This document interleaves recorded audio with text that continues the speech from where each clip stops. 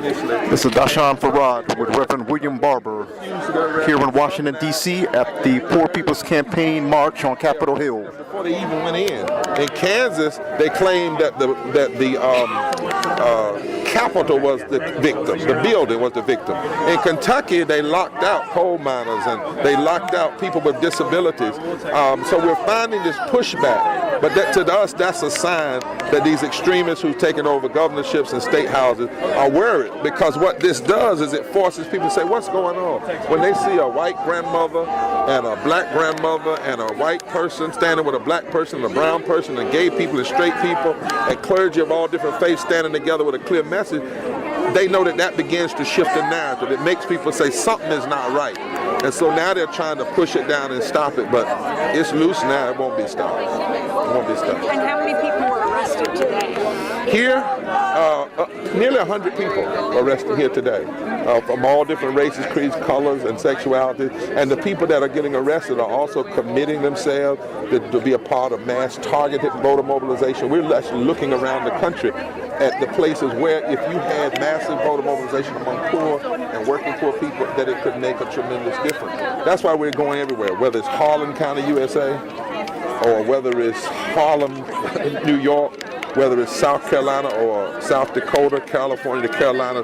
We're going in every place, and we're building these movements, fusion movements, all over the country, And people that say it can't be done need to travel and watch what's happening. Thank you so much. Reverend Barber, I have one question for you, sir. Have you received so far, since relaunching the Poor People's Campaign, last year, have you received any type of physical threats? Well, I don't talk a lot about those. We've had some things that do happen and things that people say and ugly things, but that's not so much the point. What we try to focus on is the people whose lives are threatened every day. 250,000 people are dying every year. 250,000 people are dying every year from low wealth.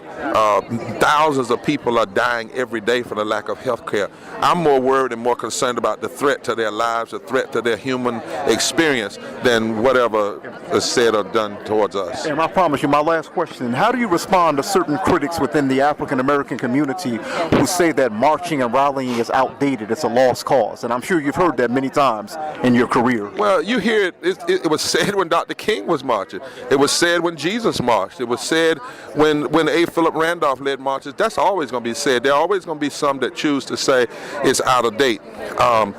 It's not out of date because the Constitution still says you have a right to freedom of speech, the right to assembly. Every day people march in the Capitol to do wrong. We ought to be able to march to do right. But we're not just marching. We're marching with a purpose. We're marching with a clear agenda to reshape the narrative. We're marching into massive voter mobilization. We're marching into power building among poor. Some people who may talk, and it's not just African Americans, it could be whoever they are, they don't know the intricacy of the movement. This is a launch. This is not an end. So if you think all we're doing is just getting arrested on a day, you don't really understand the strategy. We have to first change the narrative, then we have to change voting and massive voter mobilization among the 140 million poor and low-wealth people in this country, and we have to build power. And we're committed to a long-term movement, not a short-term. I would say that, again, there have always been people who will say what won't work, and they're right. It won't work if you don't do anything. We have to do something, and history proves to us when people have marched together and voted together and organized together, they've always been able to make a change together. Thank you very much, Reverend. Thank you. And thank you very much for tuning in to Right and Exact. I'm Doshon Farad, and don't forget to subscribe to yourblackworld.net. Hotep.